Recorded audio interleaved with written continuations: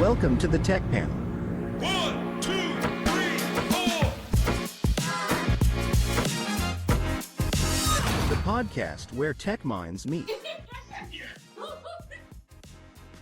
Oh, hey, before we get started today, don't forget to subscribe and ring that bell. Welcome to the Tech Panel. I'm your host, Arvin. And I'm Sarah Bowers, and today we're diving into the practical side of AI with Bart Puszko, founder and CEO of Blue Seas AI Consulting. Bart operates on a model of advise, consult, and deliver, ensuring AI isn't just hype, but a real tool businesses can leverage. We're also exploring why AI is mostly built for businesses. Why isn't AI being used for managed personal data like legal documentation, insurance renewals, and banking? Why that market doesn't exist yet, and how to potentially unlock that for everyday people. We're also going to break down the AI costs, scalability, and the strengths of the various LLMs on the market today. This and more on this episode. This is the Tech Panel. Welcome to the show, Bart. Thank you very much. Happy to be here. So talk us through a bit about who you are, what you're doing. We've done a bit of research and we found you've had a very extensive background in compliance, and it looks like a bit of security as well for some of the bigger firms around Australia. Can you walk us through a bit about your history and what you've been working on? Sure. So most of my background has been in financial crime, risk management, compliance, quality assurance, all those things that banks usually need to have. Yep.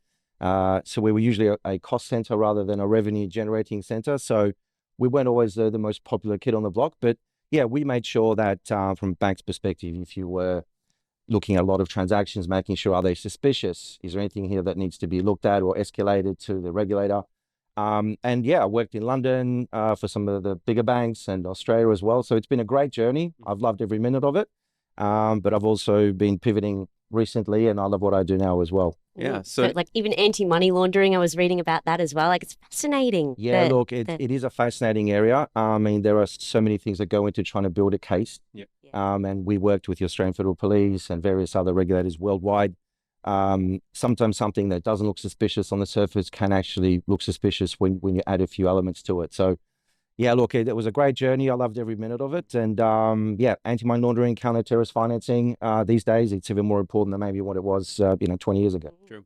And then what drove you to, I guess, start Blue Seas AI? That's a big shift, hey? Yeah. I think I moved up to the coast 4 years ago. So I spent most of my life in Melbourne, Sydney, London. But when we made the family decision to move up here with my parents, my brother, it was with the thought in mind of I'm going to have to pivot at some stage because we're not living in a big metro where I can, find a bank that needs what I can do. So over the years, I've created a management consultancy where I've been helping businesses here because what I found was businesses are really great at the technical side of things. So as a technician, so for example, if you're an accountant, you're really good at looking at numbers. Yep. If you're a plumber, you're great at doing what you need to do on the job. But on the business side, they may not have that experience. Sure. So I found what I thought was a gap where I could help. And from that consulting, we moved into AI. It's like, I guess it's what most consultants will need to move into, I think, to help, get businesses more efficient. It almost seems like if you're a consultant for a business, you will need to know how to implement AI tools, how to make that business, that company more efficient and streamline their processes. Absolutely. I think initially, if you look back 2.5 years ago before ChatGPT made a really big splash, AI was still around, but it was definitely not as prevalent as it was. And even if it was around, it was mostly for big tech-savvy companies that had a lot of money to spend. These days, you fast forward 2.5 years, and literally everybody can be using AI at a very low cost point and get pretty much instantaneous results, depending on how you use it, obviously. Yeah. And so, for example, give me an example of a client. So you would go into the company, you would audit or do an assessment, you would consult on what their pain points are, what needs to improve, and then you've got a team that would develop that AI software for them and integrate that and hold their hands along the way on how to implement it? Yeah, great question, Sarah. So we're a two-in-one firm. So initially, we help consult, so we would go and do the AI readiness assessment. So where are you from these 5 key areas? So we would look at what I call STEP D, which is an acronym for your strategy, your tech currently, your ethics, your people, and your data. Look at those 5 things and give you an idea as to where you are. Are you ready? Do we need to work on some things beforehand? And we would start small. I'm finding a lot of my work these days is educating. It's cutting through the noise of what is essentially a really black box. How does this thing work? Is it safe? And so we try and make sure that, for example, a law firm, we're working with a potential client here, a well-known leading law firm on the Sunshine Coast that does a lot with email, and it's automating the replies. It's classifying the emails where they should go. It's making that sort of, menial work in a way, able to be automated. So we would always try and build in what I would think is super important is make it transparent. So we would build something that the client could get within a week or two, a demo, see how it's working. If it's something that is still, how is it coming out to this reply? How is it working this out? It's just helping the client be on the journey, because that makes a massive difference. It builds the trust in the technology and the credibility. I've had limited experience working with some legal firms and their adoptions of seemingly inconsequential, very rudimentary technologies. I'll use the example, DocuSign. All of us know it. We use it all the time. We sign everything. But I remember when it came out, and for years, actually, they were like, you can't use DocuSign. It is not valid. It is not going to be upheld in court. This is a useless technology. It does not apply to our field. What kind of frictions are you running into with something as complex and unknown as a technology like AI across an industry? Yeah, that's a great question, Arvin. I think a lot of the questions usually come from, what can this do for me? I've heard this buzzword, I'm getting a bit of FOMO. My competitors are probably using this. Yep. Do I need to jump on board? And I'm finding that it's just breaking down that FOMO. Okay, if you want to use AI, we need to sit down and work out how we're going to use this, because everything is really, really tailored. Yep. So the biggest friction points are generally around, what can this do? Is it going to impact my clients? Is it going to remove that human touch? Because as we know, we live in the 21st century where social media and a lot of tech is being used, whether good or bad. And so we're finding that even working with a potential nutritionist firm, they don't want to automate consultations with an AI, even though they could. They want to keep the human connection. So I guess the biggest friction points is, what's happening with my data? Is it going to be safe? Is it going to be used for trading and the next ChatGPT? And also, what can I get out of it? Because if I'm going to be spending money on this, what's my return on investment? Actually worth it. Yeah. And actually measuring that return on investment, how do you do that? So that's actually one of my favorite things to do, because it really opens up the client's eyes as to how this technology can work. So if you imagine, let's say we're going to help you automate emails, something that's fundamentally simple. And I think every business honestly should do. It's simple, it's quick, it's cost effective, and the impact is instantaneous. So if you spend, let's say, 3-4 hours a week replying to emails, because you get 50 website inquiries a week, because your business is growing and you're getting asked about your services, your costs, quotes, you could automate that. So let's say you go from 4 or 5 hours a week, or let's say 4 hours to make it easy, and the person doing this responding is being paid $50 an hour. So it's $200 a week effectively in human labor as a dollar figure. So over a month, it's $800. And 4 hours a week over a month is 16 hours. It's literally 2 days that you could give back. So it's a matter of calculating the dollar figure in time, but also then saying, okay, that's one part of the equation, but what are you going to do with this time? Because if you now have 16 hours, let's say 2 days, that's a lot of time that you've gained from a simple automation. And if you can use that time for direct or indirect revenue generating activities, you could say, we're bringing an extra, $2,000-$3,000 a month. So you work out that combination of the $800 and then maybe $3,000-$4,000, increased sales, let's say $5,000 a month is a cumulative sort of saving. So when you put it to a client that way, it's a lot easier for them to understand, this is where I could be. Yeah. And then it's a lot easier also to explain how it would work. And so I think that's key. And that does sound like quite an easy way to measure that. Like that's quite visible in terms of the hours saved and then those hours put towards, other revenue creating activities. That's kind of, that does make sense to me in terms of the ROI. Yes, and it's quite simple to do. Anybody can do it. And I would literally start, and I keep saying this to a lot of my clients, start small. Find something that takes you 30 to 45 minutes to do, something that you either don't like doing, very menial, or you'd love to hand off to someone, but you're not sure who you can give it to. And focus on those things, and let's start small. Let's build the trust, the credibility, and then go from there. So you were talking about education. So you were talking about the main thing that you do is you go into a company and you educate them on how to use AI and all of that sort of thing. Are you then, the first steps is getting them used to using AI. For example, a product that's already out there, like Copilot with emails, or a product that already exists, rather than you having to build something. Sure. Yeah. So as I mentioned before, we're a two-in-one firm. So we would come in, advise, and consult, and build that roadmap and do the AI readiness assessment. Yep. But then we would also build the solutions for you. So whether in-house or whether we would work with external collaborators.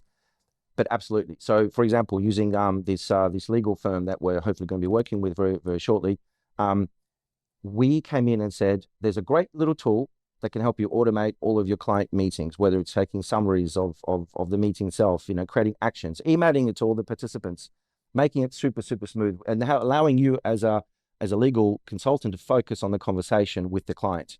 And there's a couple of great tools out there. Fireflies is what I was recommending in this case. There's also otter.ai, and then there's many others as well. But absolutely off the shelf for those quick entry level, have a look, have it, dip your toe in the water, and then we can think about building something that's customized. Yeah, because there'll always be, that user, it's almost like a case study. They'll use that and they'll say, well, this worked in this, but we really would love it to do this. And we can build you something that does the best of that and the best of this, and we'll make it, specifically tailored to your needs. Exactly. Yeah. And it also works like a roadmap. If you think about automating automating meetings. So we're taking notes, we're sending them out to everybody. Everyone knows what to do by when. The next step could be, well, now we're getting all these emails. Can we think about automating them? And then you're slowly beginning to build layer upon layer of AI that is then allowing you to focus on the higher value tasks.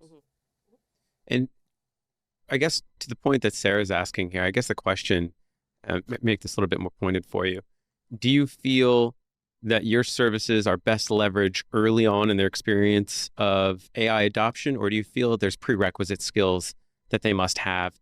I kind of imagine like you don't want anyone just going straight into a race car. You'd kind of expect them to even know how to drive a car first, right? Does anyone have experience using AI before?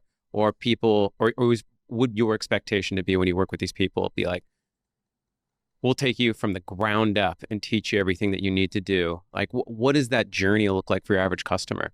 For the average customer, we get inquiries from business owners who say, I have a bit of FOMO, although they won't say that directly. Yeah. They'll say, my competitors are using this and I need to make sure I'm using it. Where do I start? What they often don't know, Arvin, is that a lot of the staff are already using AI. Yeah. Because the firm doesn't have an AI policy. What can we use it for? What should we use it for? Where are the guardrails? So they'll often be a bit surprised to know that their staff are already using it in an informal capacity. And possibly putting their like company's data at breach, that sort of thing without anything in place. Yeah. Right. I mean, you may have heard recently, it was maybe a few months ago, of a story of a real estate agent, I think in Sydney, who created a listing description in ChatGPT and uploaded it without realizing that there's some things at the bottom which clearly show that you've used AI to generate this, right? So, I mean, I would say we are flexible enough to know that if you're at the bottom and you're starting out and you may be using it informally, there's definitely a very easy way for you to transition into a more formal process. If you're a bigger business, 15, 20 employees, you've got a large number of moving parts, overlapping responsibilities, there's probably a more customized, version of what we can do. So I think every journey is so tailored. I haven't yet seen a product that would fit all use cases, apart from, like a, meeting note taker or something that's very, very universal. There's a lot of things out there that should be customized because everyone's got a different risk appetite. So if you're a medical center, would you want your receptionists to be uploading client or patient diagnoses into an AI? But if you're a plumber creating a quote, would you have the same risks? Probably not. No brainer. So it really depends on what it is that you're doing and what industry you're in. And speaking of risk, were you skeptical about AI, from your background in, financial security and things like that? Were you skeptical at the start, or did you see this as an opportunity to get ahead of it and make sure that those risks, were kind of thought out before going in? I've always led my life with the view of let's explore what's new. I don't often look back. I try and look forward and focus on what is out there that we could do to make our lives easier, right? And in the day, we probably have 4,000 weeks on this planet. And if there's a way that we can, leverage our time, whether it's through more time with family or whatever it may be, why not use those tools? So I would say my journey was always positive open-minded, but definitely also wary of the shadow AI, the sort of dark things that it can do. Because like any technology, it can be used for both good and bad.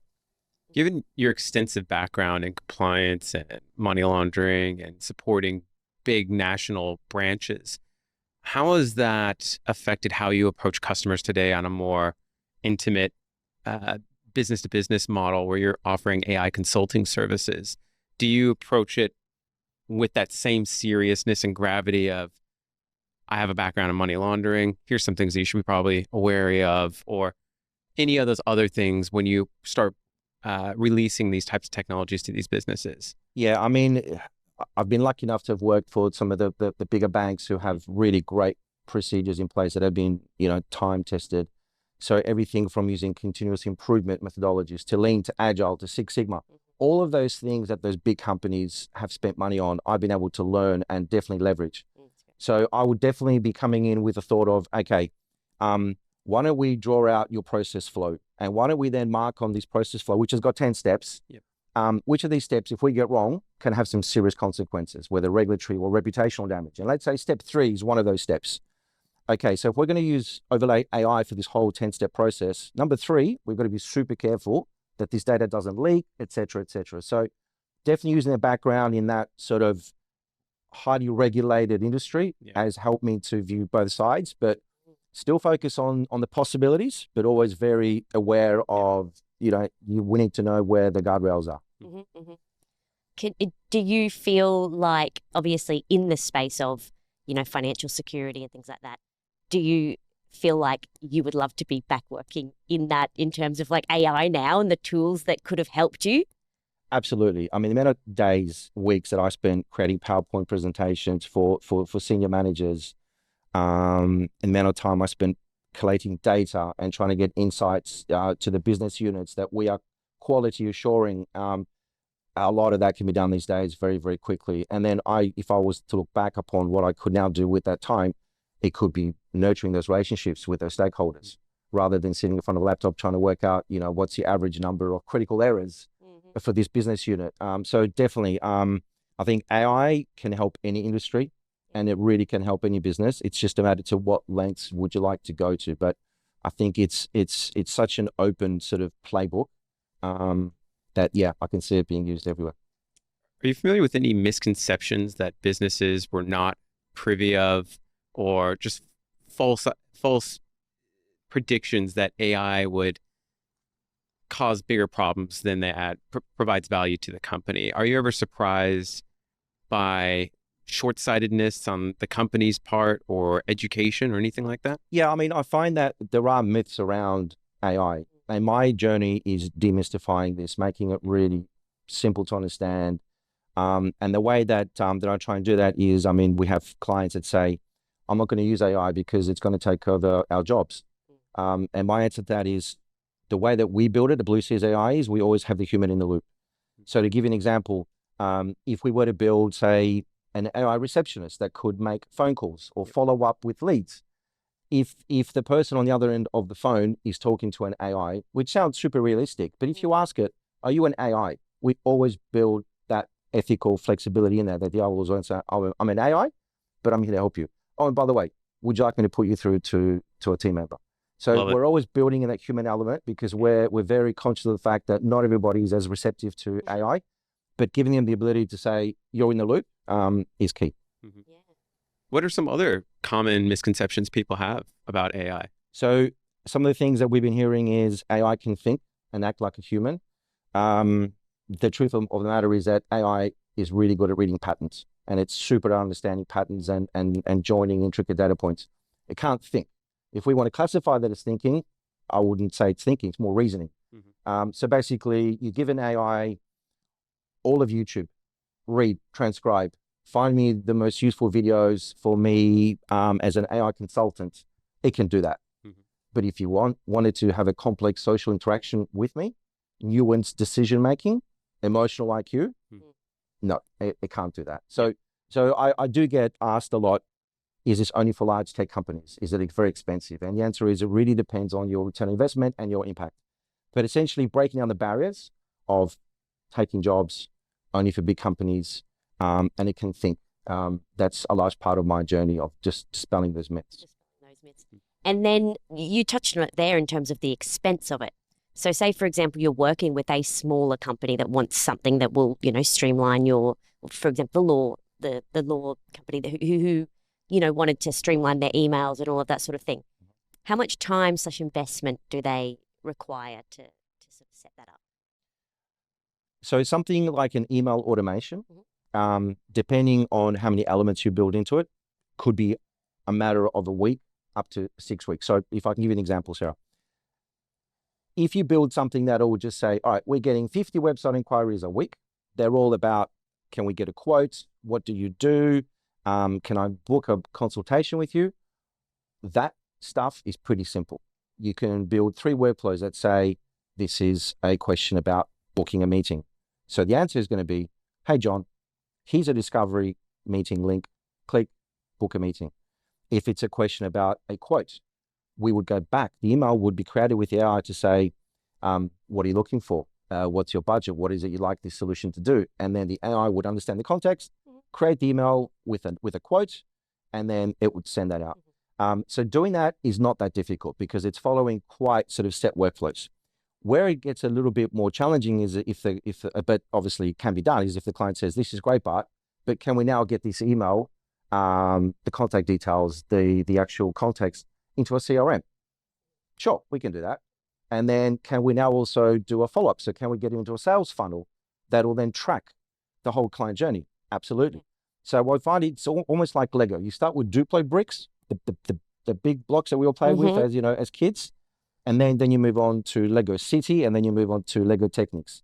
But I would say it's anywhere from a week to 4, 5, 6 weeks. And we also test a lot because, as I mentioned before, we try and get a demo out to a client within a very short amount of time, and it's not perfect. It's probably... It's a good idea to get a demo out and do that learning as you go. Yeah. It might be 60, 70% of the final outcome, but have them play with it. Because what I find also, Sarah, is that the client thinks it knows how this is going to be used. Yeah. I think I know how it's going to be used, but when you roll that out, deploy it, you might find that people using it very differently to what we expected. So being able to sort of view it from many angles means that lead time could be spent more on testing than other stuff. Yep. And financially, the financial kind of investment in something like that, let's say it is a 6-week, you've got the test and then you're rolling it out, you're working with them, on a weekly capacity of checking in and seeing how it's going. Yeah, what are the investments kind of range from for something like that email sort of system? Sure. So something simple like an email automation that has got, let's say, 3 workflows. Yeah. It could be anywhere from $1,000 to $2,500. If you're then building out multiple modules onto it, it would probably be end up $2,500, maybe $3,000. But it depends, because it really depends on the return on investment. Because if you're a small business, if you're a one-man plumber and you say to me, Bart, when I'm under your sink and I'm unscrewing leaking pipes, I can't answer the phone. So can I take my phone call? And I'll say yes. And if he turns over $150,000 a year, I need to understand that I need to charge him a suitable number that he can get a return on investment on. So in that case, it could be on the lower end. So I really always try and tailor it based on how complicated is it to build and what's the client. And the business. Yeah, and the return on investment. Yeah, that makes sense. That's interesting. What are some of the mistakes that you find people make most consistently when they're trying to release AI across the organization? What's the thing that you're finding like you can almost bank on people making this mistake first?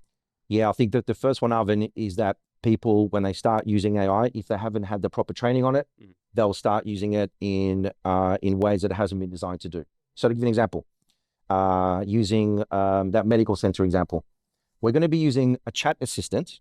So we're going to build a chat assistant for you that is internally facing, which means that the staff in the medical center, whether they're doctors or receptionists, they can either quickly look up a client file or they can find out what is their policy on refunds. So they can just type in what's our policy on refunds, and it'll give them information from a data source that's been uploaded internally, which is all about the medical center. Sure. But what you may find is that users may start getting that information that comes out, putting it into ChatGPT, and maybe doing things with that information that it wasn't built to do. So you could be inadvertently taking information out of what is a closed system and safe copy and pasting into ChatGPT because you're trying to find something additional, and by doing that, you're or could be exposing yourself to having data that's leaking out that it shouldn't be. Or what else you could do is you could inadvertently start potentially using that information still internally, but you could then be actually disclosing information that you shouldn't be disclosing potentially. So, I mean, it really depends on, has the firm had the right training? Do they know what we can and can't use it for? But like I said, that really depends on business to business. Some businesses are quite laid back, as in, but we're just creating social media content. This is okay. It's not gonna, you know, obviously we're not gonna create something that's reputationally damaging for us, but it's not gonna really be that dangerous. But if you're a lawyer and you're using it for a legal opinion, that's probably where you want to be a lot more careful. Sure. Yeah. I'm kind of imagining here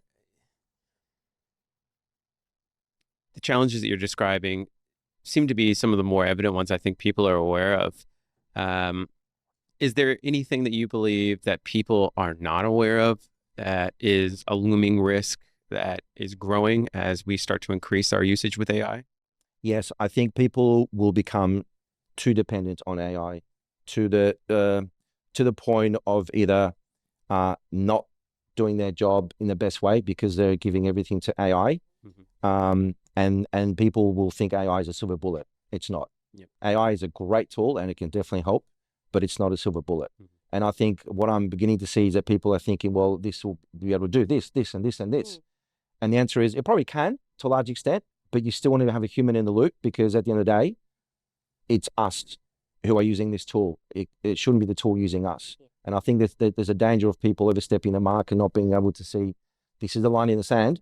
We shouldn't go over it. You know, people that are tech savvy, you know, could use AI in ways where it wasn't programmed to be done. And I'll give you an example. So a colleague of mine was telling me a story where someone had purchased or had built for them an AI chat assistant. And they didn't put any safety features around it, which meant that a bad actor came along, hijacked that chat assistant, took it to a different domain name, and started using it for free.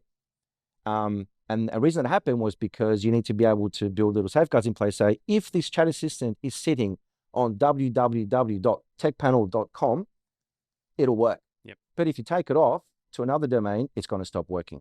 And another example is if you try and copy and paste the whole of Britannica or Encyclopedia Britannica into a chat that you've got on your chat assistant, unless you've got safeguards in place, it'll read that whole encyclopedia and it'll cost you a fortune in tokens. So you need to be able to put little safeguards in place that will say, okay, if a user asks me something that's more than 4 or 5 sentences long, I'm going to ask them to make it more succinct. Sure. So using those simple things will always be able to obviously help as well. Is it also a risk? I guess you touched on it before, but you know, individuals in an organization using something like a chat GPT and putting, you know, company information at risk and things like that. Is that also a major risk? It is. And I think Microsoft is quite good at this because they have a large share of the market when it comes to the operating system that, you know, most of us may use, you know, Windows and Word and Excel and PowerPoint. And they've got a very good tool called Copilot Studio. So that's essentially a ChatGPT wrapper. So it's essentially using ChatGPT, but it's within the Microsoft ecosystem, which means that your data doesn't get sent beyond your servers and it keeps it all safe. So, you know, when big companies like Microsoft start doing that and investing billions of dollars, you know that they're quite serious about keeping it safe and being aware of it. And as long as you're a Microsoft Office 365 user and a subscriber, you will get all that safety features built in. So which ones are safe and which ones are not safe? That's a great question. It's probably a bit subjective because I think all of the AI that we use has got biases built in. I'll give you an example. If you use DeepSeek, all right, and I'm not picking on DeepSeek, I think it's a great tool and it's got a lot of advantages. If you use something like DeepSeek, which is basically a large language model like GPT, but it's Chinese. China made, yep. Much cheaper, made much quicker and much cheaper. Shook the market recently. Yeah. It had a big impact on Nvidia's shares amongst others, correct. I think it woke people up to the fact that, you know, there is another way of being able to use AI without spending billions of dollars on chips.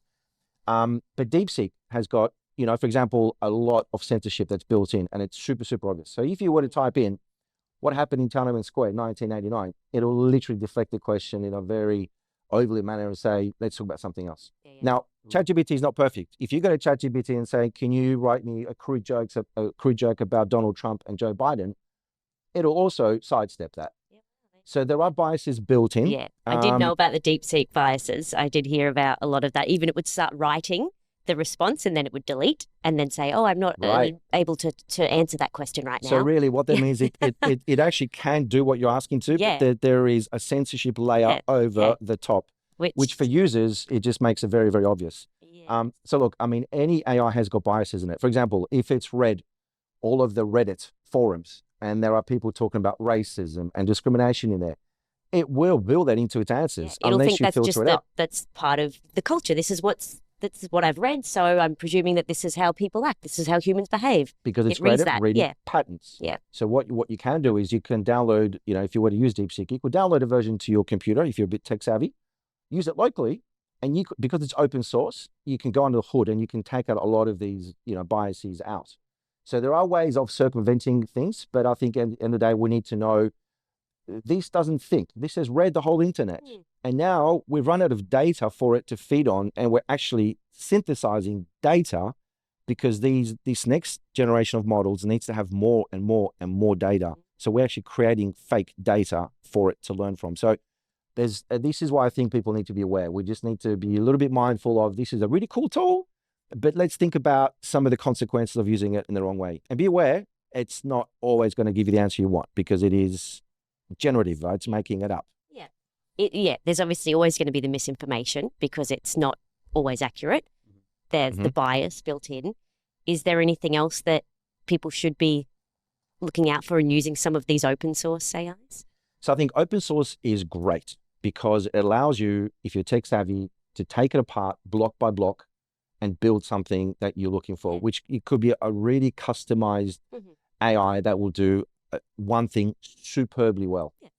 But the other things that I think people need to be aware of is obviously data privacy is huge. Governance. How are you using this? What are you putting in there? Are you aware of where it's going? And if you can't answer yes to all those questions, you probably should take a step back and just evaluate. So I guess there is also the danger of, as AI is more and more popular and there's more and more models out there and they start talking to each other, which is where agents come in. And I'll give you an example in a second. When they start talking to each other, it can almost shuffle us humans out of the loop. Because if think about this as an example, you could build a law firm that's AI based. So you could have an AI receptionist that is trained on being able to forward the call to the relevant AI lawyer. And you could have a bank of agents that are AI lawyers. You could have a specialist in IP law. You could have a specialist in contract law. Got a question coming So in. much you do. Thank you. We'll get to that in a minute. Yeah, we'll We'll hold get off. to that We'll hold in off. a minute. We've got a question that's just popped in, but yes, continue on. So I love this concept. You carry on. So if you have this AI law firm, right? So you have an AI lawyer that is superbly trained in contract law. It's read every precedent, every case. It knows the strategies that lawyers use to circumvent or to win cases. Same for an IP lawyer, family law. So you could build an AI law firm that will essentially be a team of AI agents. And not only will they be able to give legal advice based on everything that they've ever read that's publicly available, but they're also going to be able to critique each other. So you could build a sort of secondary layer before you go back to the client with a suggested legal opinion. A red team and a blue team, you're kind of like looking at it and assessing it and playing it off each other. Right. Interesting. And I mean, where I see then us as humans is we would be able to give this low-hanging general law cases to AI because it's simple enough that it's a black and white outcome. There's no real gray areas. But we will then become a strategic advisor is how I'm seeing us be kept in the loop. But I think definitely AI agents are coming. They're already here. But as things evolve and you're getting AIs talking to each other and even critiquing each other is exciting and scary. I mean, a simple example is if you're looking for, if you're trying to get a job promotion or you're trying to ask for a pay rise, you could go into ChatGPT and you could say, act as my hiring manager. This is my job role. This is what I'm responsible for. These are my achievements for the last 12 months. I'm asking for a raise. I want you to interview me, and I want you to throw roadblocks at me to test me and prepare me for a real conversation I'm having next week. And using the advanced voice capability and ChatGPT, you could literally have a conversation and say, hi, John, I'm looking for a raise. This is what I've done this year. And the AI will throw questions at you. So using that as an example of an agent is super cool. It's easy to do, and it's pretty safe, right? Currently exists, and yeah. Right. But it's just when you start chaining them together, that we need to be aware of where it's all going. Yeah, I'm always thinking, who's fact checking it? Who's the fact checker on that? Are they, you know, I kind of wonder as well, like using that example about the lawyers, what's stopping me and how much do you think it would cost me? Let's say hypothetically, historically what I do, if I need legal advice, I need to go to a lawyer. And it may cost anywhere from $20,000 to $30,000 to get something as simple as, what are things people do? A prenup. Let's say they wanted a prenup. Doctors might charge you, I don't know, I haven't had one, but $30,000 for this. How much would it cost for you to alternatively build an AI model based on, as you said, all of the law, and just have it give you everything that you need? So something like that, Arvin, even a will, pretty straightforward. You give it everything about your current situation, your net wealth, all of that. I've tried that. That doesn't work. on ChatGPT already? It won't do it on saying? It won't do ChatGPT. No, it says you need to speak to, it'll give you some very basic stuff, and it says speak to legal advisor. So this is where if you have an open source large language model, like a DeepSeek or even Llama, there's small ones out there, you could open it up, replace some of the bits in there with what you're trying to do, and then you could put a wrapper around it, which is like a website, charge $100 a month, $50 per query. But I mean, it could really bring the price down from thousands of dollars to something that's literally double figures, triple figures, for something that would normally take a long time, but it's got the experience that is built in. But forget the idea of building a business.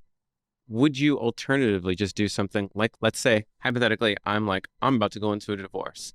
I don't want to pay potentially $50,000 in lawyer fees. Maybe what I can do is just come to you and say, hey, help me build a lawyer so I can circumvent having to go through someone who may only have certain time for me, can't answer my questions whenever I need them, and every time I need something, I have to constantly get nickel and dime. Would you entertain the idea of just being like, let me build something based off of all the law? Yeah, I would, because on the one hand, you're offering a service that there is a need for, without a doubt. I mean, there's a demand that you're filling without a doubt. But also, you could build that with an existing legal firm already, because it could build this AI low-level hanging fruit that it goes and helps people out with. But for the more strategic, more complex cases, it will then go to a human. So absolutely, the answer is yes. I would say in your instance, if you want this, you build it for yourself, but you also then, as you said, put it on a website and charge $50 like, you make it a business. I think the law would get in front of you and say you're not actually I think if you did that, licensed. you'd have a lot of lawyers coming for you that are saying you're giving out legal opinions and you're not qualified. And it would ask you to open up this black box of AI and understand how it's built. And that's not always easy to do. That's why I think it's almost a better hybrid option of going to a law firm and saying, hey, I can do this for you. But it doesn't have to be a law firm. It could be in an accountancy. I mean, you could just as well build a CFO, a chief financial officer. You could build a strategic advisor for a large solar firm that is trying to expand from Brisbane into Melbourne or Sydney. And you could ask it to say, if we bring down the number of solar panels that we purchase from this supplier and start purchasing it from this supplier, what are some of the likely outcomes for us in 3, 4, 5 years' time? There's lots of things you can do with that.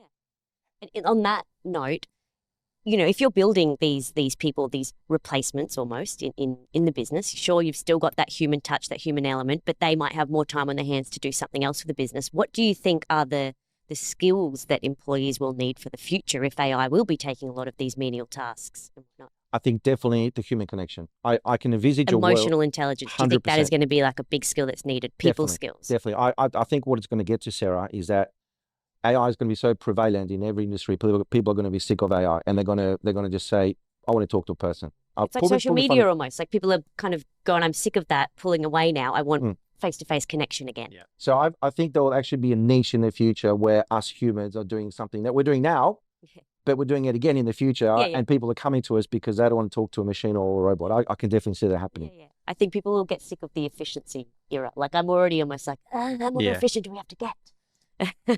I want to selfishly come back to that thing I was talking about before. I want to use another example. Maybe it's a bit more personal. Harvey really wants to sort his legal issues out. Well, there's so many other ideas I'm thinking You've about always got here, right? something. Let's use the example of a visa. If you wanted to get PR or something, right? You usually go to like a lawyer and you say, I need to file for it. And they're like, no worries, $20,000 and we'll follow your paperwork so you can get your citizenship. And on the end of this, you just find out, oh crap, they're really just making me do all of this stuff on my own anyways, but I still have to fork out $20K. Would you say it is more cost effective to build the system through yourself? Maybe $5,000, $10,000, where instead of going to someone to just file paperwork for me, I can just put all the documents that need to get filled out and upload all of my historical documents in there, and it just does this stuff for me. You need to know that step.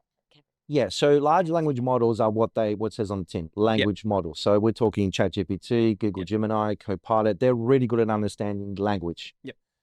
Less so with numbers, all right? So for something that requires understanding legal precedents, migration laws, visa types. So government knowledge that is usually probably not maybe public knowledge or their little systems, that would be tricky, do you think? You could definitely do what you're suggesting. Yeah. I think where you'll find roadblocks, Arvin, is where you'll get a case that's complicated enough that it's got a lot of moving parts. And in that case, the AI may not have enough training data because you won't find everything online. Unless you're doing this day to day and you're dealing with the government agencies and you know the time frames, you know what they're going to ask for if you ask this question. Unless you know some of those, I guess, niche areas, I think you could build an AI that will get you 80% of the way. Which for a proof of concept or a minimum viable product could be more than enough. Sure. And you could even team up with an existing migration agent, which you would feed these complex cases to for a cut. I guess what I'm getting at here is I think maybe there's a unique opportunity that people are not considering, maybe even yourself. Maybe it doesn't have to be a business case, right? Like where someone wants to start a business and market it and sell it and have to deal with, like they said, the legal compliance issues, right? Maybe someone just knows I'm going to have legal challenges at some stage in my life. Or an issue that they want to solve personally for them, but they don't want to start a business. That's exactly right. Do you think there's an opportunity for a business model for people that just want to solve personal things? Maybe perfect one for me would be like, what if I just want to create one that just learned everything about me? It knows my social security. It's got all my birthday. It's got all my travel history. It's got all my vaccinations. And I'm just like, if I ever need something and I got a document that's I need to fill out by the government says, these are all the things you need to know. I can just paste that document in there and say, fill this out. You could. It's almost like having a second brain that walks around with you. That agentic AI, isn't that sort of what they're working towards? Having that assistant that is as personalized for you. Yeah. And it doesn't have to be work-wise. It can just be your personal life. Because I rarely hear about that. I honestly think everyone is going to have at some stage multiple agents. And I'll give you an example. At the moment, and this is very new technology and it's still super buggy, but ChatGPT or OpenAI has this tool called Operator, which essentially you could write, I'd like you to book me a flight to Melbourne next Saturday morning between 9 and 10 a.m. I like an aisle seat. I don't want to pay more than $350 and I like a vegetarian meal. And it'll literally, you'll see it going to the Qantas website, the Webjet website, or Jetstar. You will see it comparing prices, and you have to be logged into those websites for it to obviously be authenticated by you. But it'll go ahead and book it for you, which is super cool. So if you can imagine looking for a house, you don't have to go through listings upon listings. You could get an AI to literally say, this is specifically what I'm looking for. And as it looks through the photos of the listings, you could say, this lounge room is too small for what you're looking for. So don't even bother looking at that house next Saturday. Save your time. And it can really narrow down a lot of what you're doing. But if you haven't, imagine you've got that intern that's sitting next to you. It could understand a lot about you. Yes, absolutely. But you could use it for more than just about me. You could use it to say, I'm in a stage of my life where I want to move from here to here, whether that's personal, career, financial, family, whatever it may be. What can you help me with? What have others done in my field that has helped them or has stopped them from reaching their goals? Is it a limiting belief I have, or is it a limiting technical skill set? And it can help you understand that. And it can help you create, a roadmap or brainstorming to help you get to where you want to be. So there's so many use cases for this. I'll give you an example. There's a psychologist who is creating schema reports. So a schema report is essentially a report all about our personal values, our biases, our fears. It's a very personal document. But when you go and see a psychologist, he or she will create that about you because they'll form a diagnosis to help you using that information about you. And there's a psychologist who has created a custom GPT little app that he's put behind a paywall, which has got the knowledge base of you are a psychologist who will be able to interpret schema reports. He's given it examples of schema reports, what they look like, how to interpret the results. And he's using it with other psychologists who are uploading data and getting results. This client or this patient is in this bracket, we can help him in such and such a way. And that's just a very easy thing to do for a lot of us. So I think definitely the limit, well, it's unlimitless really what we can do. It really depends on their own mindset. Like using myself as an example, I know for a fact that I'm at the stage of my journey where I want to scale this business to be X in 2 or 3 years' time. And I have a team with me, but what can I do to leverage what's out there already to help me get to where I want to be? And it's not always correct, but it's definitely a great starting point. I love that you touched on it there as well, almost that self-help AI. I think that's a really interesting sort of area in terms of the personal development. A lot of people are using it for, efficiencies and business and, cutting down my time and emails and just making life that little bit easier. But I think there's got to be something with that self-help and that mental health sort of aspect, because that's such a huge problem that everyone's facing. There's a really interesting movie. It's about 12 years old now. It's called Her. Oh, yeah. I like that one. I mean, and that's both interesting and scary at the same time, right? It's about a guy falling in love with an AI, right? Bot, because he or she or it understands him, emotionally. Better than any other person. Yeah. Interesting concept. And there's already a website like character.ai where you could have a conversation with Elon Musk or Richard Branson or, Eisenhower from the Second World War, those historical figures that people have programmed to try and emulate their personality. And so because there's enough like public data on their personality out there. That's another way of using AI in a more sort of humorous way. Yeah. I did see that there was one, I can't remember, I think it might have been called Friend, something, and it was a wearable, and it listens to every single conversation you have, and it learns all about you, and then Still you want that as well. act with it as a friend. It's I think a Brisbane developer has developed that. Young guy sort of just out of uni is working on that, and he was using it to hopefully help people with mental health issues. If they're isolation or they're feeling lonely, they've got this friend. But I was like, it just creates so many ethical issues of like, is that any better? Are they going to be more isolated? It's not a real friend. And imagine if they're having a very confidential discussion with their mum or dad. Yeah. Do you really want that AI recording that conversation? But that's part of getting to know you. And that was the whole thing. It's very interesting to talk about that. Give me realistic ideas here. Like for the average person out there who wants to build something like this, you obviously work exactly in this field. If someone was like, I want my own personal AI thing that's not teaching the rest of the AI world. It's just my data set stored for me, curated and everything. What would it take for you what would it cost for you on average to scope something like that out and build it for? It wouldn't be a lot, Alvin. It could be a couple $1,000s. It's basically time. It's time. It's not really the money, it's the time, because it's the time that you put into the brainstorming, the proof of concept, getting the pilot out. I mean, you have to put a dollar figure on it because your time is obviously worth a lot as well. But look, you could build something that could, so a caveat here is I wouldn't be thinking this would be a good idea for kids is where I'll start from. So if you're an 11-year-old boy and you want to learn how to be more successful with girls, or if you want to learn about how to not, having to do homework every day of the week, no. But, if you're a grown adult who is thinking, okay, I'm 25 years old. My life looks like this. And I would love to be in 3 or 4 years' time in this, whether it's a different career trajectory. Okay. What are the steps that you recommend I take? What are the steps that people who are my age with my demographics doing. I mean, you might find that people in a different country are trying something different than what you're doing, and there's already a shortcut there as well. So I mean, it's a great idea.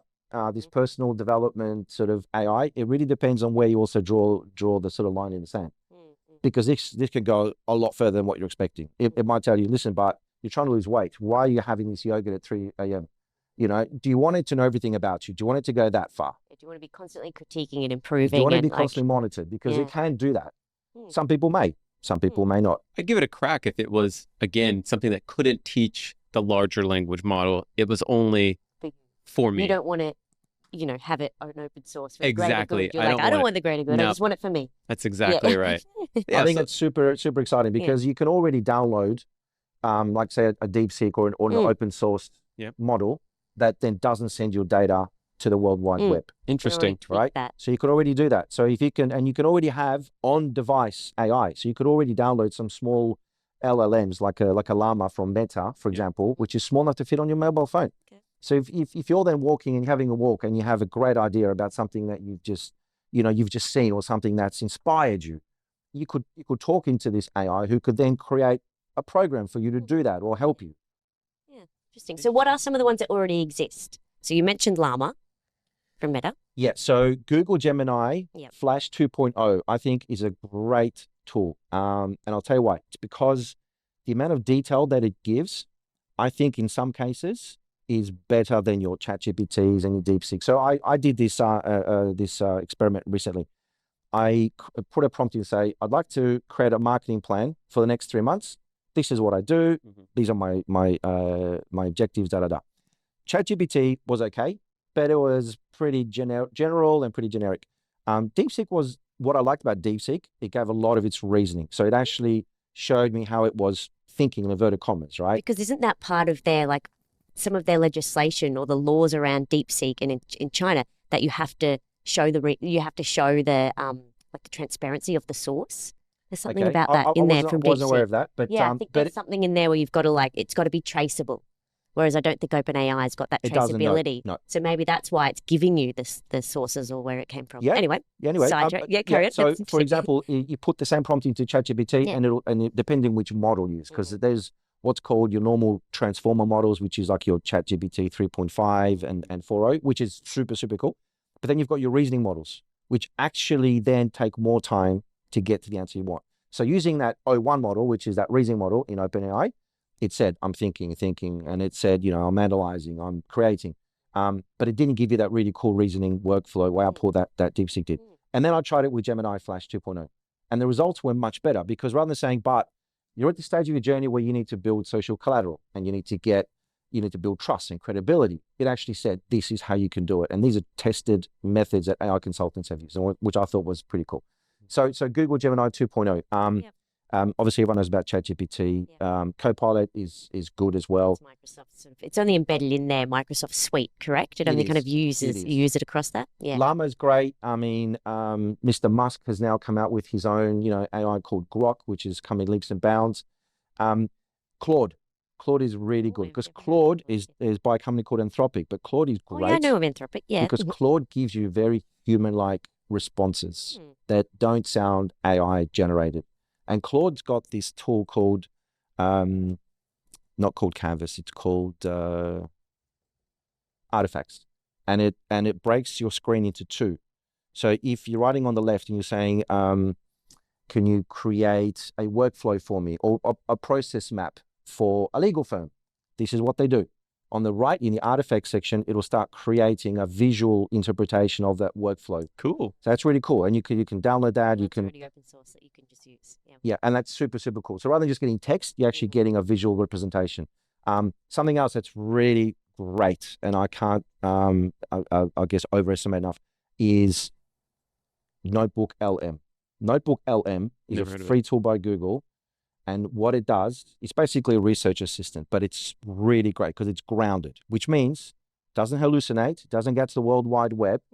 And a great example of it is this. Let's say that that you're looking to compare how well your business is doing compared to your competitors. And SEO, for example, let's keep it simple.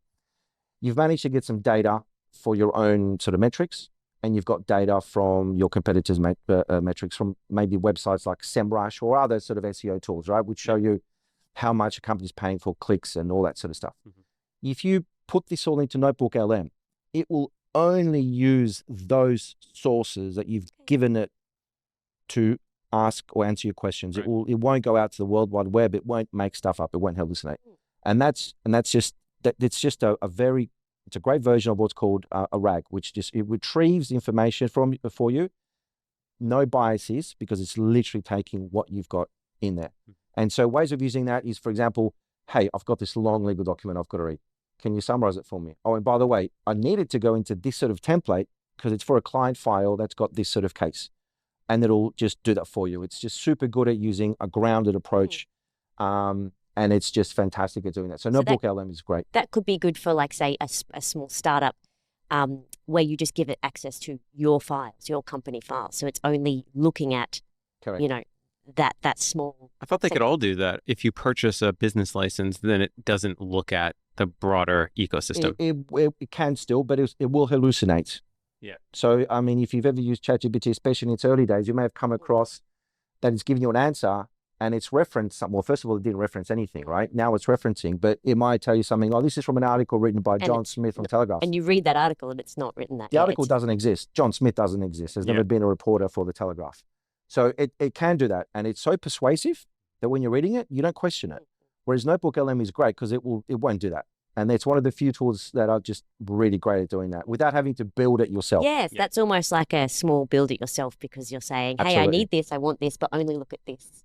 Yeah, without having to actually build your own tool. And another, and this is like a super combo. If you use something like Perplexity, which is an AI search engine, it's like Google, but on steroids. Yep. Okay, if you use Perplexity to give you the right primary sources of data, so government sources, council, whatever it is that you're looking for, and you put that into Notebook LM, and then you get Notebook LM to interpret the results for you, that's just a super strong combination of getting the best data and getting a really good interpretation of it. So I like that. That's really cool. That I is love really that good. list. That's so good. Yeah. That's and so helpful. You could use that for building that personal AI. Yeah. Go to Perplexity, get it to give you some ideas on how to do that, put into Notebook LM, and then start brainstorming. I'm still blown away that That not No everyone's one's doing using this. this. Yeah. I dabble, but I just don't know how to use it properly. Like, I dabble in it and I like to, use things to try to streamline, but I would like to just have an overhaul of, I think I would like an overhaul of my home life. Yeah. Like absolutely. the home life overhaul. And I have asked, Gemini, because I was like, oh, can I link everything together in my home? Can I make sure that this calendar's talking to that and my bills are added and all of that sort of thing? And that there wasn't really anything out there that could do it, but I was like, well, maybe I can use something like this. Well, that's way do more that. advanced than what I was thinking. I really just want to like The streamline my life. connection is So, hard. Like, yeah. But you know what's, I mean, just thinking of what you said, Sarah, something even like, and this is going to apply to a lot of people and myself included, a budget. People don't like doing budgets, right? It's a boring, menial thing, having to upload receipts, having to do all that. I mean, there's nothing stopping us from building like a personal financial assistant without spending hundreds of dollars per hour. Yeah. Upload those receipts, tell her what you're trying to do, and it'll just help you. Yeah. And it you has can make access to your, like, I would like it to have access to like my CommBank app and these sorts of things, but only localized. Like, I'm too nervous to use an open source AI to do that sort of thing and say, here's my CommBank login, and here, like, I'm nervous to do that. So maybe something like a Notebook LM could do that. Do you think? It could, and the good thing about Notebook LM is that, I mean, and as they state, they don't send your data anywhere. It stays within where it's uploaded. So that's another great thing about using that application. Just sad. Why? Because I feel like we're at a stage where, like, surely we should have been able to create individual agents that people can purchase and upload their own personal data. It doesn't go into the training model and people just get to use it. But it's all business, you know what I mean? It's all, do you have a company? Do you have tens of thousands of dollars to spend? Then we've got a great tool for you. And it's like, geez. It's also going to evolve and change, though. That's the thing. Like, if you built something for you personally, and then you're like, actually, I need that change now. Actually, I need that. That's not going to suit my lifestyle anymore. I need something else. You're going to have to keep going and getting it updated and You changing will, it. And you will. yeah, I mean, yeah, you're that's right. the I mean, tricky thing. AI is targeted at the moment, mostly businesses because they have budget. they have budget Yeah. and that have needs. I mean, Yeah. I mean, if you can go from spending 5 hours a week on emails to 20 minutes on emails, Yeah. boy, I mean, that's a pretty good time saver. True. Yeah. But I also understand the personal side is something that I think has been definitely unexplored, Arvin. So Yeah. we should talk after this. We yeah, definitely I should. really, I know, I love No, it no, as I well. started this. You get out of here. You go start your own business. I want to do it as well for the, the self-help sort of thing, as well as the Get out of it. You know I'd streamlining go my into life, business with you. Yeah, I don't know if I'd go into business with you, though. Yeah.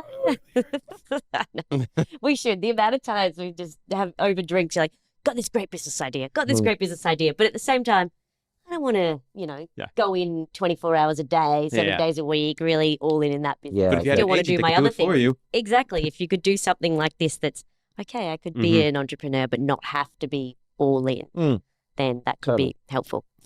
Interesting. Shall we open the box? good point. Let's open the box. Okay, so a question has come in from our audience. Yep, viewer question. Let's see what we got here. What's one everyday task you wish AI could handle, no matter how ridiculous? For example, cooking, picking the perfect TV show, filling the car up with fuel, etc. Something that it can't do at the moment, or that it can do at the moment. Oh, either. Maybe give us both. Sky's the limit, brother. Yeah. Yeah, sure. Okay, so personally, I find I spend 3-4 hours every day learning. So I watch YouTube videos, I read things, I try things.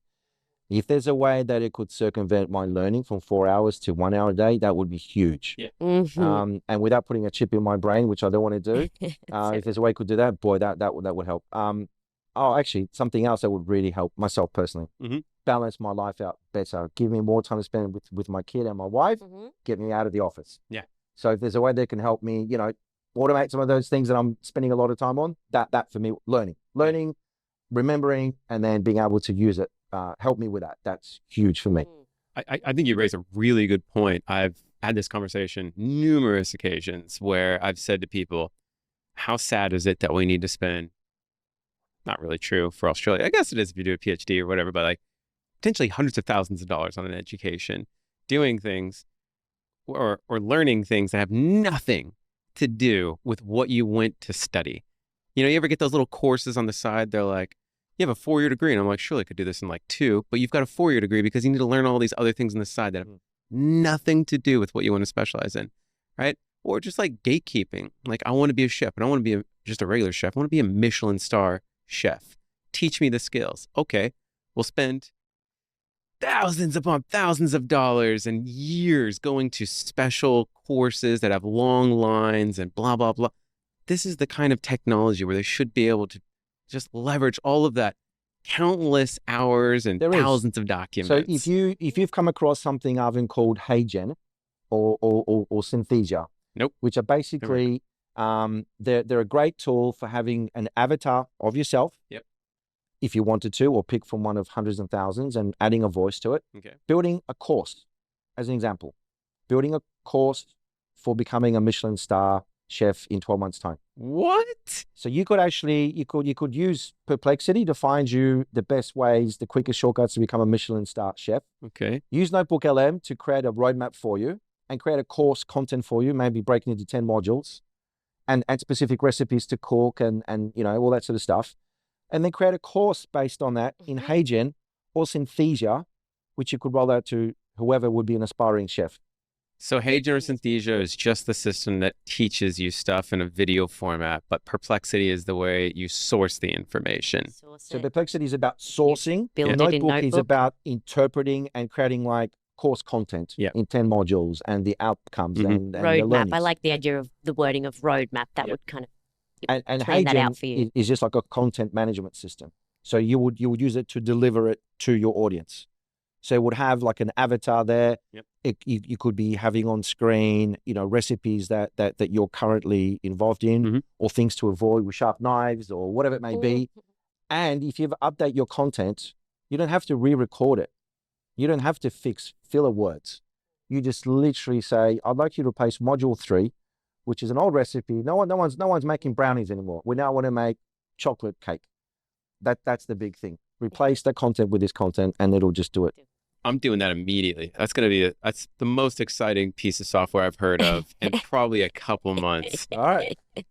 I'm holding you to I have I an wanna try issue what you with the cook. Yeah, yeah. shortcuts. I have like a moral work ethic issue with the shortcuts. It's You not know, a like shortcut. I have a the moral. 80,000 hours to perfect something. Mhm. Like there is something in that. I'm And saying there's the yeah. life lessons you learn along the way and the resilience and the, and it's like, shortcut it, just do it.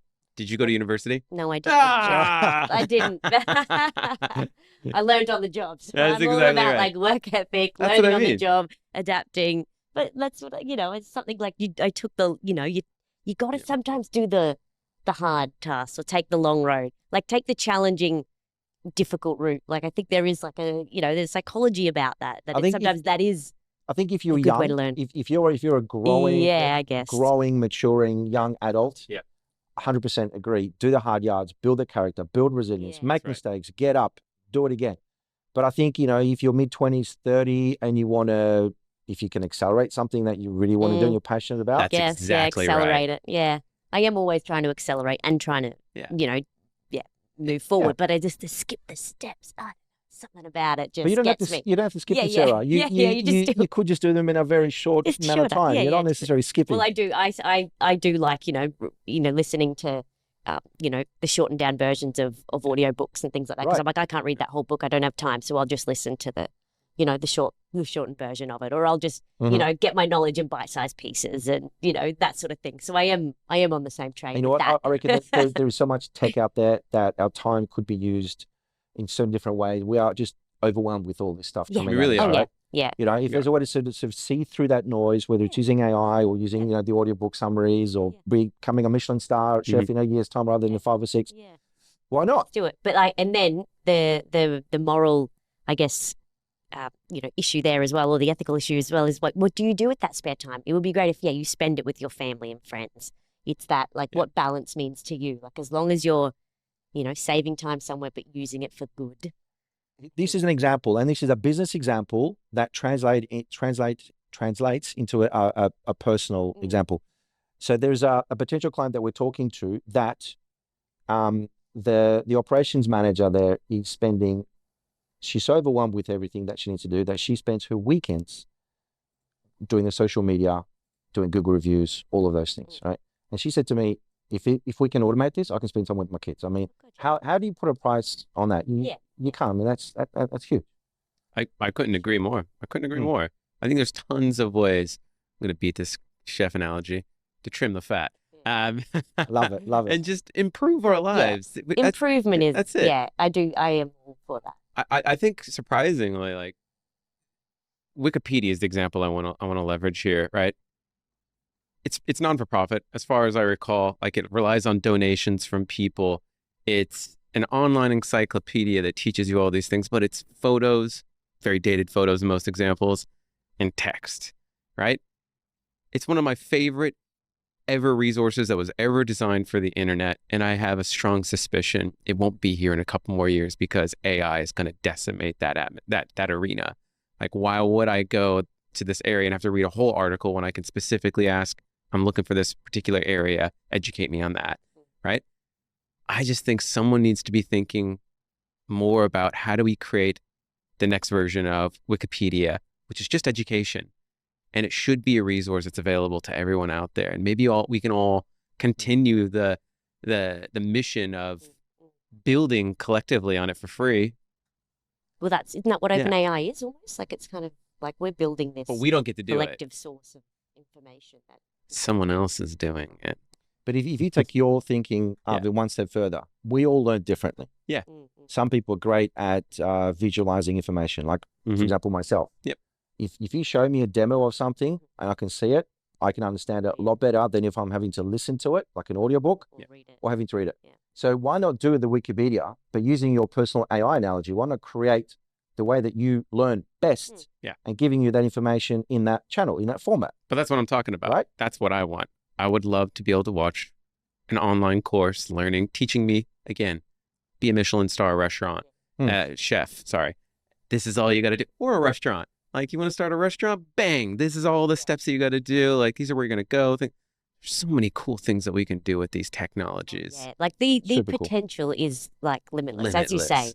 And it is exciting. I get so excited about the potential. Same. Because I get excited about what's already here that I don't even know about You yet. know what? We're almost how you could limited use it. by our own human brain. Yeah, Yeah, we are. Okay, yeah. Do you know what I mean? Like if you have limiting beliefs, I can't do this, then well, you'll Yeah. never do it, right? Yeah. So we've definitely talked about the potential of it and where it could go.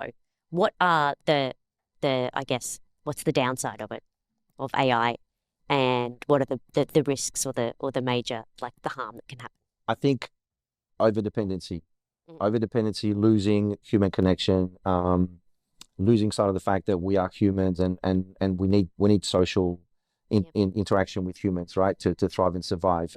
We're not cavemen, cave people, that are surviving day to day. I think AI can start encroaching on our sort of human, and I guess the word is even invincibility. We may not be the top of the food chain for too much longer if we keep on going very quickly at a rate that's not controlled, monitored. I mean, the last thing we want is something to happen whereby, you watch a movie like I, Robot, I think it is, right? With who was it? The gentleman. I, Robot, Will Smith. Yeah, and, correct, right? Yeah. For example, right? You don't want that to happen where the robots are smarter than the humans, and there's no way back. There's no back because they're learning from each other and they're learning at a quicker pace, and they're predicting what we're going to do. It's like playing against a grand chess master. He's 10 years ahead of you. How are you going to beat him or her? So my fear is that we're going to get into a dark territory from where it's going to be very hard to come back from. That's why I think we need to have all those guardrails in place. We need to be super careful how we do it. What guardrails do you think we need? Like, do you think we've had a conversation with someone else about, is there a way for government to regulate it? Like, if there's deep fakes and something is generated by AI, does it need a watermark? Like what are some of the guardrails? What should be in place? I think generally governments are slow to react.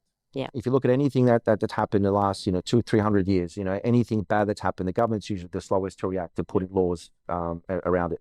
I think it should come intrinsically from the developers, to be honest. So we need to have almost like a global AI policy. Like a committee, almost like a bigger, Yeah, almost like a UN, if you want to use that sort of analogy, right? Where you get the best brains in the world who know how these things work behind the black box theory, who have built them. They're all mathematicians, very smart people. You get them in a room to say, what do we need to do? Because they're the ones that understand this technology the best. And they're the ones that can help us build those guardrails. But absolutely, if it's AI generated content, obviously watermarks are super, super simple to do. And I believe I'm right in saying that some of the tools out there already do that. So they'll even put it in the meta description. So if you download that AI generated image, in the meta description, it'll say AI generated, right? But I think the lines are becoming blurred, Sarah, because even if you look at AI voice, it's so good. It's like a 9.5 out of 10.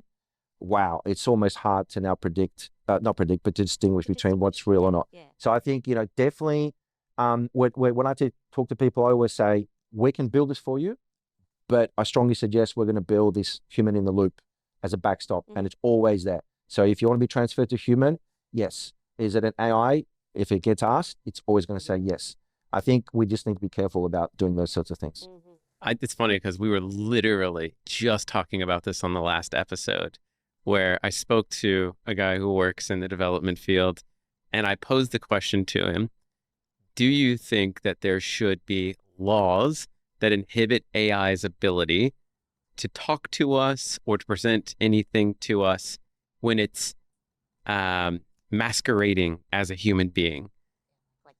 Like a chatbot that's like a I'm chatbot. Actually a human, And I didn't say don't give the companies the ability to say whether or not they want to say this is a chatbot. Like legally, the tool that's available, the government should be able to be like, this is a huge regulatory risk. body, whoever that is, instead That's of the exactly government, like this UN style regulatory body.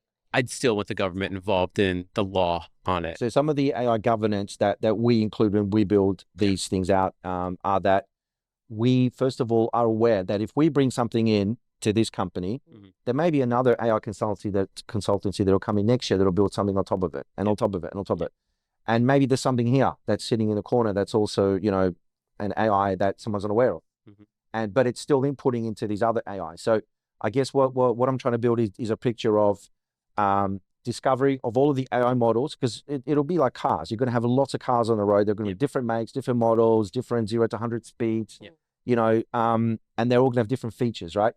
And some of them you may not be able to see that well because they're sort of hidden in the background, but they're still impacting on society. So you want to make sure that, a company or business that develops and takes things on piecemeal, that you understand, okay, there's 10 AI models in this firm.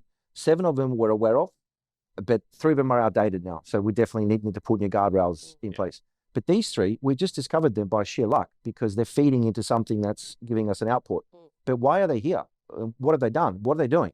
So I think, I agree, definitely, government needs to be in place without a doubt. But I think the technology is moving so quickly. That's right. That what was 3 months ago, technologically, state of the art is now almost like dinosaur age. Yeah. I don't know how quickly governments can react is what I'm trying to get to. I think it needs to be policed, but it needs to have a committee of people that know this inside out, and they need to be the ones that just help us before the government catches up. It'll be years, I think, before we get anyway. If you just look at the EU, they've only just implemented an AI policy recently, about a year ago. And it's super restrictive. And for example, the US is not happy to accept it. And they said, well, we're not going to do it that way because you're restricting innovation. And we're sort of, a little bit of a, you can call it what you want, versus China, it's a race. It's an arms race. Right? Yeah. So we in the US are not going to be adhering to your EU policies that you're trying to sort of throw at it. So I think, we need to have almost a global approach to it. Easy to say, hard to do. Yeah. Was OpenAI supposed to be like this not-for-profit, greater good sort of knowledge sharing organization? Like, weren't they supposed to be the sort of, we are going to be that regulatory body, we're going to be that? The name suggests it as well. Yes. Right? Yeah. Well, they didn't want to be a regulatory, now though. Monetized it and profiting, and it's just I just think that they've seen the scope and they've just seen the possibilities, and now they're part of this global Stargate project of $500 billion worth within the US. I think I don't want to sound controversial, but I think, they had a very good mandate to start off with, and it sort of changed into a profit making down the line. Well, you need to after you grow for a certain period. If you did have even AI agents, to go back to that are there to monitor other AI models, that's one way of doing something quickly that'll at least give us a little bit of transparency, but it's not the solution, I don't think.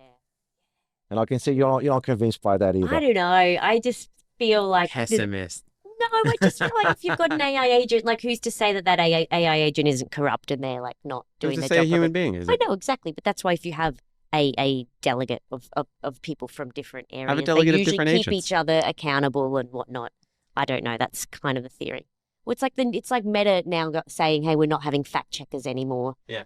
We're just going to fact check ourselves. It's like, how is this? I just feel like the easy way to do that would be to employ agents from different companies with competing interests, right? If they are all able to audit at once, now you have a system where they're all looking at facts. Yeah. They all have competing interests, so they wouldn't want one to get an edge. It's like the delegate. It's like the, But they're like not that, limited by human capacity to make errors like we do or be corrupt. And it's probably the quickest way to do, because by the time governments come agree on round a to it. policy and come round to it, right? And then elect all the officials. It's sounds so annoying.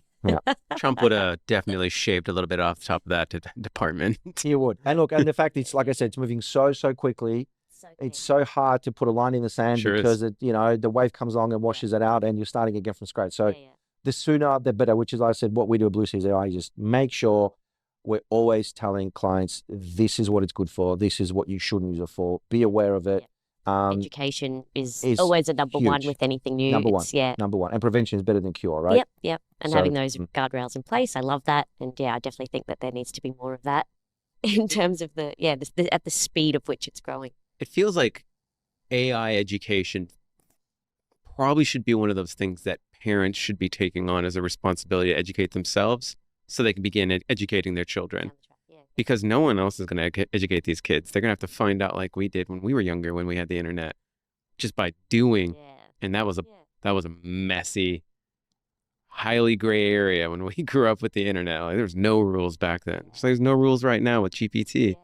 It's almost like if you were to have your first cigarette behind the school shed, Yeah. Your parents would probably want you to have it with them or your first beer or whatnot. That's right. Yeah. So if you're going to be using ChatGPT for homework, Mhm. you probably want your parents to be aware of what you're doing because, my son's 11.5 years old and there's no way in the world that he'll be using anything that's AI related for homework. Yeah. He's at the age where he needs to learn Yeah. That's right. and it's got to come, intrinsically in hard work and, whatever it may be, tantrums. Yeah. You're not using AI because that's not what it's there for. So 100% agree. Parents, Yeah. social media is the same, right? Yeah, exactly the same. I was about to use the social media example of, I'm sadly just thinking right now, we're going to lose a generation of people who worked their hardest to never have anything to do with technology. And I just think they're not going to be able to grow into a world where you can just skirt around this stuff anymore. This is just going to become too big. Are you saying like the off-gridders, the people that just want to avoid technology altogether? Is that what you're talking about? Or Not off-gridders, that's a bit more extreme, but like people that are just like parents, they're like, I don't care about technology. That's just not my thing. Like you can't do that anymore. Like if you're raising it's part kids of life. today, You have to know about you it. gotta you've know got to what's have a basic happening knowledge. now. Yeah. It's too risky out there right now to just play dumb raising children. And I think, even if those kids grow up and they leave the household and they leave the roost, they're going to be thrown into this world where all of this is BAU, it's business as usual. Yeah, Yeah. that's exactly right. Mm. Yeah. Well, we are definitely at time. You want to ask the question, Sarah? Oh, well, we've already answered it. I guess the question that we always ask each guest is, what is the one piece of, I guess, software or technology that you couldn't live without, either in business or personal? You could give us both. I mean, you've listed a great amount, but what for you personally, what couldn't you live without? So I think for me, it's more of an approach. It's not necessarily a bit of code or software because there's so many things out there. No, we need a piece of technology for this question. All right, No, you do both. Do both. Tell us the. Yeah. Okay, I will. So, the approach that I've taken from day one of building Blue Seas AI was to make sure that it's systemized without me being a key dependency, which is super important because through my background of working for these large organizations, at various approval processes, there are key dependencies and there are roadblocks of people that just aren't there to do what they need to do when you need them to do so. So I built this company to say, right, as it's scaling and as my time becomes more and more limited, it's got to be able to do things on its own. Yeah. So an example of where technology comes in is a CRM. So I wasn't able to find something out there that did what I wanted it to do. So I built something from scratch in Airtable. And Airtable is basically like a really cool Excel on steroids, which just helps you connect with other bits of apps. So building a CRM basically allows me that if someone goes to my website, they use my chat assistant and they interact with it, takes their name, their email address, goes into the CRM, creates a follow-up for me, creates a summary of what they said, and I can quickly just go, all right, today's Monday, these 3 people were on the chat assistant yesterday, they're asking about this. Yeah. And I can either pick up the phone and already the introduction is more sort of personalized because I know a bit more about them, or I can send them a quick email. They don't know exactly what it is they're looking for. And it just circumvents that sort of initial roadblock to my staff not being able to do what they need to do. That's awesome. Yeah, I love that. If something comes through at night or any time of the day, that kind of helps if you were scaling globally as well. Like that's just perfect. And a perfect use case for this, and I was talking to a real estate agent about this. If someone's watching maths, right, and they've got their laptop out, and they're looking at houses because they want to buy a house on the Sunshine Coast, right? And they find 3 or 4 houses. Obviously, they're not going to call the agent at 7:30 p.m. at night. But if they had a chat assistant, it could book an open or a meeting with the real estate agent. It could also give you a lot of information about the house potentially that you may not have, available. But it just circumvents the amount of touch points, I guess, and just allows you to have a better customer experience. Love that. Love it. Amazing. I could chat to you all day. Seriously, this has Honestly, been really fun. We'd love to have you on again another day for more chats because we just went off on tangents and I've got so many questions, but I love it, love it, love it. And I love the practical knowledge that you're sharing with us as well. So I really appreciate, listing, some of the applications out there that we can use and the amount that you've shared with us is really appreciated. I loved it. I'm definitely looking to HeyGen immediately, and I'm going to look at it with Notebook LM. Notebook LM.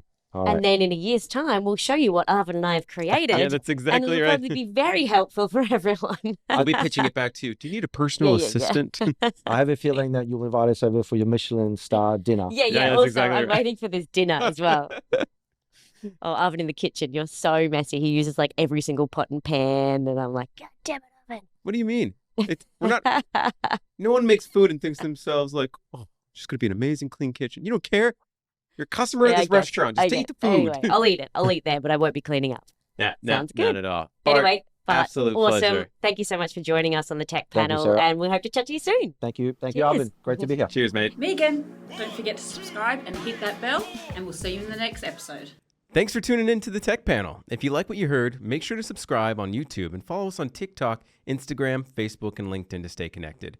A big thank you to our major sponsor, TraffTrack, for powering today's episode, and join us again on the next episode of the Tech Panel, where tech minds meet.